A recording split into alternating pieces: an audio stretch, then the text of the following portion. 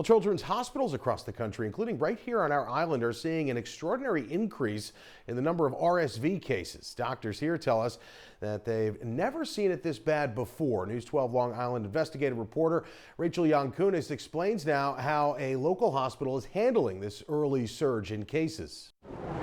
Children crying and wheezing. Lately, all too common sounds of the ER at Cohen Children's Medical Center. Dr. Matthew Harris tells us their emergency department is seeing 44% more children per day compared to 2019.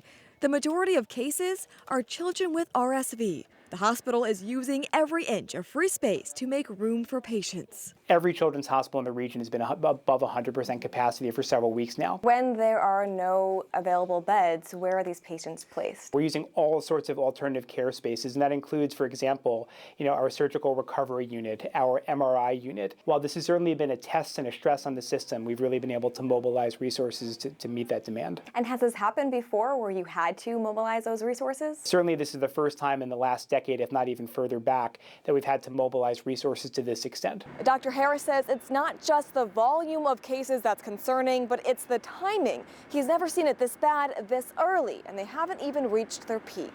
The peak of RSV is expected sometime in late December, so we have a long winter ahead. Doctors recommend calling your pediatrician if your child is wheezing, coughing, drinking, or eating less. It's time to go to the ER when children are having severe difficulty breathing or dehydration. Every year, winter is a challenge for pediatric emergency rooms. The volume here I've never seen before, but I will say that I continue to be impressed by my colleagues here and frankly at children's hospitals throughout the area as we all struggle to meet this challenge, but it's been overwhelming. COVID-19 mitigation strategies may be one reason for this early surge in cases, but there are likely several other factors at play that doctors just can't pinpoint. Reporting in New Hyde Park, I'm Rachel Yankunis, News 12 Long Island.